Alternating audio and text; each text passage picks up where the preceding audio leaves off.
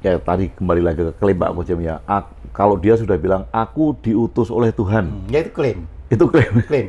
Nabi Muhammad ya, itu tidak pernah menyatakan dirinya itu Rasul. Tidak pernah. Tidak pernah menyatakan. Tidak pernah. Jadi aku adalah. Loh iya, misalnya di Al-Quran, hai ya, mula-mula itu tidak pernah. Baru nanti karena orang-orang sudah mengakui, ya, maka ada ayat yang mengatakan kamu Rasul bagi mereka. Gitu kan. Iya. Jadi itu. Jadi pada awalnya memang tidak bilang bahwa aku diutus Enggak. Tidak ada klaim itu. Enggak ada klaim. Makanya kitab itu kan untuk menunjukkan perkembangan. Nah, kalau klaim kan menunjukkan pengakuan. Iya, klaim menunjukkan pengakuan. Makanya tadi saya katakan malaikat saja selama ayat itu turun di Mekah tidak pernah disebut. Baru setelah turun di Madinah itu ya aja kan? tahun keempat. Itu pun tahun keempat. Rasul itu 10 tahun di Madinah. Lama juga loh 4 tahun itu. Iya. Itu karena ada perselisihan antara Madinah yang Muslim dengan Madinah yang agama Yahudi. Nah, orang Yahudi kan kita tahu ada Gabriel, ada Mikael. Iya. Nah, disitulah mulai dipertegas, ya kan? Muncullah malaikat. Baik, Pak Kojem. Nah ini ada kesinambungan filosofi hidup Jawa dan teknologi masa depan, Pak Kojem. Ini mungkin maksudnya apakah filosofi Jawa itu nanti masih bisa relevan kalau teknologi sudah maju untuk kehidupan masa depan gitu, Pak Kojem? Iya, jadi gini, filosofi itu kalau kita lihat ya, jangan dari sisi kita. Itu diviralkan, itu ada YouTube-nya Pak Frans Magnus Suseno. Oh, Pak Frans Magnus ya. Beliau adalah orang Jerman, seorang pastor, ya kan. Tapi dia mengatakan bahwa filosofi Jawa itu setingkat lebih tinggi daripada filosofi Eropa. Oh, setingkat lebih tinggi daripada filosofi Eropa. Ya, ini yang ngomong orang Eropa. Ilmuwan lagi. Ilmuwan lagi. Kalau yang ngomong kita kan manusia aja gitu. Nah, jadi saya berusaha ya menjawab pertanyaan itu dari contoh yang ada, supaya kita tidak klaim. Jadi makanya ada, silahkan nanti Frans Magnus Suseno gitu. Itu ada. Nah, bahwa kalau saya ditanya punya ilmuwan, lah saya bisa ngajarkan, tapi saya kan tidak ngeklaim. Nah gitu loh. Ya biar orang lain yang mengatakan. Gitu. Ya contoh ya, ini kembali ke Pak Frans Magnus Suseno itu terkagum-kagum tentang makna Honocoroko. Makna Honocoroko. Karena tidak ada satu kajian ya perilaku yang didasarkan atas urutan huruf. Kajian perilaku yang didasarkan atas urutan huruf. Orang itu enggak barat kan ABCD. Iya. Apa itu ABCD kaitannya dengan perilaku? Oh, itu enggak ada. Iya. Tapi Honocoroko ada. Ya. Walaupun mungkin yang diterima oleh Pak Frans Suseno itu ya bisa saja jauh dari yang saya terima dari guru saya, ya kan. Nah, contoh yang saya terima dari guru saya, ya kan. Jadi selama ini kan Honocoroko itu ditafsirkan macam-macam selama ini. Tapi guru saya itu justru simpel. Loh, nah Honocoroko Dotosowo Podojaya Mogopotomo itu sudah filosofi Sangkan Paraning Dumadi lengkap. Nggak perlu lagi diewer-ewer ditafsirkan. Coba itu. Padahal ada Honocoroko sampai Mogopotongo 20 huruf saja itu. Iya, itu sudah Sangkan Paraning Dumadi. Itu sudah Sangkan Paraning Dumadi. Nah, ini saya jelaskan. Ya. Jadi gini, Honocoroko semua orang sudah menerjemahkan ada utusan. Nah, nanti kan masalahnya ini kalau yang dari penjajah, ya si Sambodo sama si utusannya itu siapa gitu. Ya, itu jauh dari filosofi Jawa. Ya, Honocoroko itu ada utusan. Siapa yang diutus itu? Ruh kita.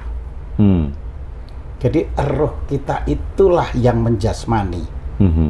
Ya, hewan-hewan tidak diberi utusan itu. tapi kita diberi. Itu Honocoroko. Honocoroko. Ya. Nah, Doto Sawolo itu bahasa Jawa. Doto itu tidak ada. Doto itu tidak ada. Tidak ada. Ya. Sawolo itu perselisihan atau perselisihan, pertikaian. ya.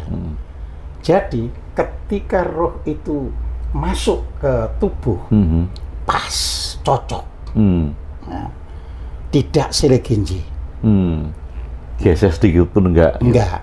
Makanya kalau itu masuk ke binatang nggak bisa seperti masuk ke tubuh kita. Itu Doto Sawolo. Ya. Kemudian Podo Joyo. Ya. Podo itu ya sama-sama. Joyo itu unggul. Ya. Jadi antara roh atau jiwa atau apa pokoknya yang dimasukkan ke tubuh kita ya, itu masalah orang menyebut itu roh jiwa ini kan cuma menyebut nama, terminologi ya. Terminologi ya kan, yang penting itu ada sesuatu dari pangeran ya yang masuk ke kita gitu loh ya. Orang boleh nyebut itu sang diri, boleh nyebut itu. Ini supaya para pendengar itu tidak bingung ya kan, dan tidak terjebak dengan satu kata. Betul. Jadi ada ya yang diutus ya, dan itu Anda mungkin nyebutnya itu jiwa, roh, atau macam-macam ya. Tapi yang dipahami esensinya itu ada itu. Nah, terus cocok dengan tubuhnya ini. Doto Sawolo tadi. Doto Sawolo. Setelah dia masuk, semua perangkat kita itu sempurna semuanya. Nah, itulah Podo Joyo. Podo Joyo. Mata berfungsi untuk melihat, hidung berfungsi untuk mencium, telinga berfungsi untuk mendengar. Ya. Dan ini unggul, artinya kalau manusia mau memakai ini semuanya, bakal sukses hidupnya. Masalahnya kita menganaktirikan. Ya. Kadang ada yang lebih menitik beratkan ke penciumannya, ada yang salah satunya aja. Salah satunya, padahal sudah dilengkapi semuanya. Ya.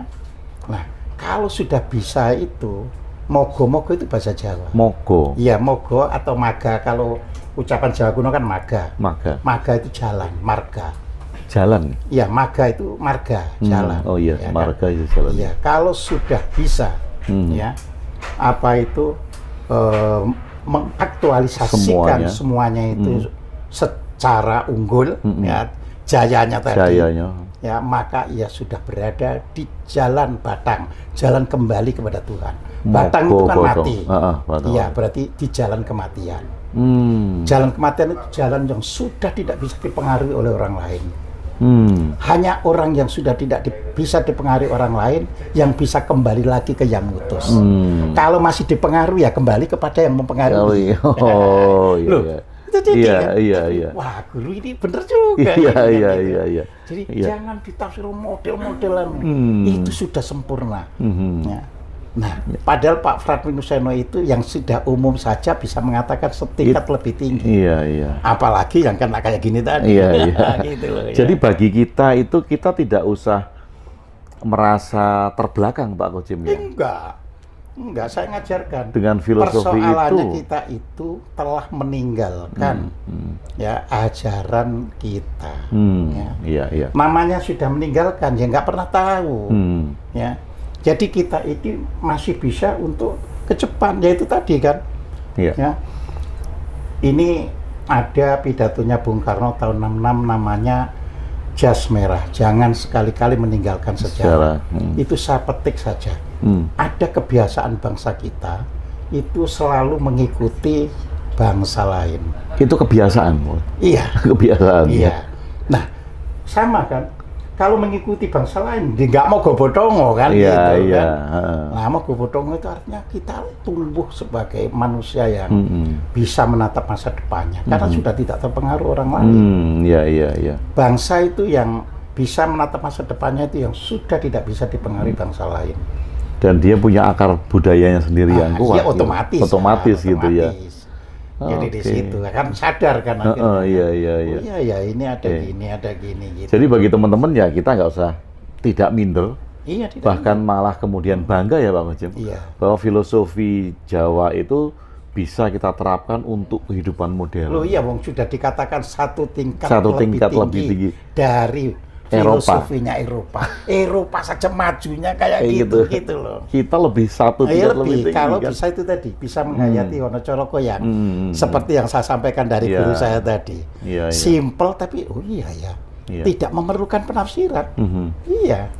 Jadi itu loh. Itu luar biasa. Jadi kita luar biasa sekali. Kita juga dikaburkan masalah sejarah. Ya.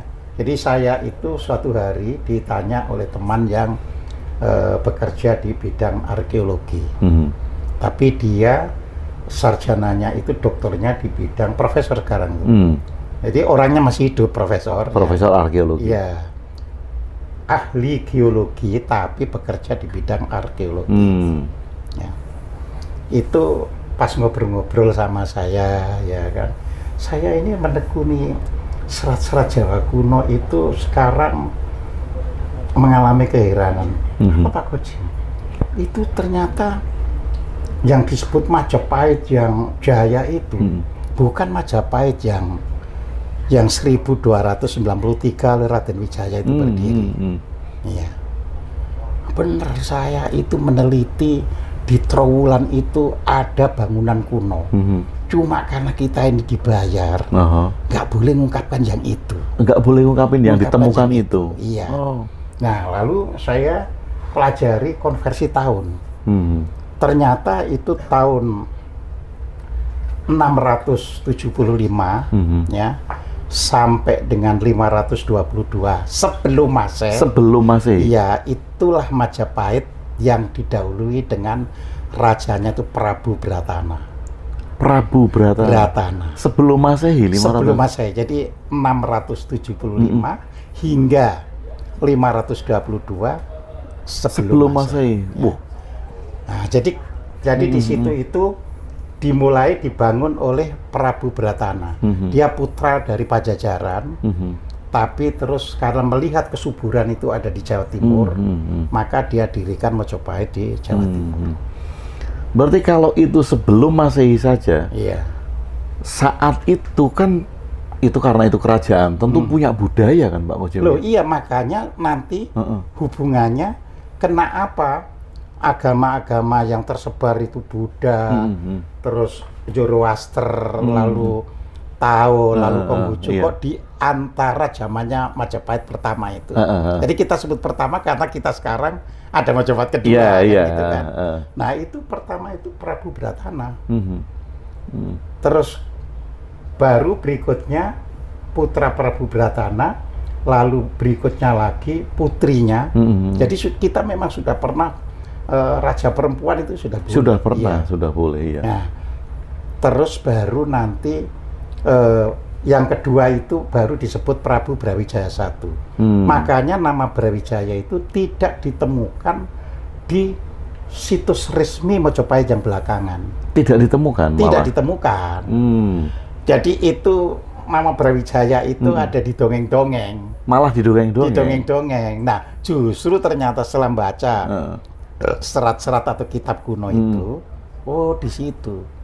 Jadi dari Prabu Bratana, terus Prabu Brawijaya I, terus putri, terus Prabu Brawijaya II, dan runtuh nanti 522 sebelum Masehi, tidak disebut runtuh, tapi tidak lagi diketahui perkembangannya. Itu 522 sebelum Masehi pada itu. Prabu Brawijaya V. Jadi kalau sekarang gatuk-gatukkan yang 1478 itu gatuk-gatuk. Nggak ada cocok-cocokologi itu. Brawijayanya juga. Brawijaya V kan iya, gitu. iya. Padahal situs resmi, catatan resmi Majapahit itu tidak mengenal Majapahit yang sekarang, tidak mengenal namanya Brawijaya. Oh, Prabu Bratana. Jadi dari Raden Wijaya, terus Jaya Negara, lalu Tribuana Tunggadewi, kemudian Raja Satu Hayam-Wuruk, ya, terus Prabu Wikramawardhana, Suhita dan seterusnya. Tapi tidak pernah ada Brawijaya. Nah, kalau saya jadi bayangin gini Pak Koji, 500 tahunan sebelum Masehi ada kerajaan, tentu kan ada sistem pemerintahannya. Oh, iya. Iya kan, kemudian budayanya juga tinggi. Nah, saya bayangin itu sebelum Masehi. Sedangkan kalau kita lihat di bangsa Arab, nabi-nabi yang kemudian turun setelah Masehi, itu kan peradabannya masih Ya masih di bawah. masih di bawah. Jadi kita itu setara dengan kerajaan runtuhnya Israel. Jadi wajar sana runtuh, terus ini bangkit. Ya, jadi pada tahun 621 sebelum Masehi itu kerajaan Yahuda itu runtuh. Oh, iya iya. Nah di kita 675 sebelum Masehi bangkit. Jadi itu biasa kayak sekarang ya Amerika mendelep Cina. Oh iya iya. Kayak begitulah. Daerah adik kuasanya Iya, jadi. makanya tidak ada di dunia ini yang di sana saja ada, terus-terusan. di sini ada, Oh iya iya iya. Ya. Jadi kita harus mulai berpikir broad spectrum, melihat itu luas. Jadi dunia itu memang dikelabui barat, jadi timur itu gelap. Ya terbelakang. Ya. Gitu. Kalau kemudian kita punya bangunan yang besar, barat bilang, oh itu dibantu alien. Ya, jadi, padahal kita harusnya kan itu kan iya, kita bisa bangun sendiri. Nah, ini sekarang saya masukkan tulisan ini dalam serat Centini 2B. Mumpung gitu loh. Iya.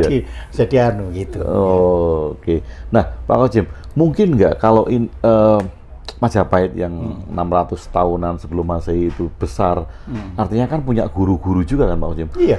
Guru-guru di pendidikan, di sastra dan segala macam. Sudah pasti.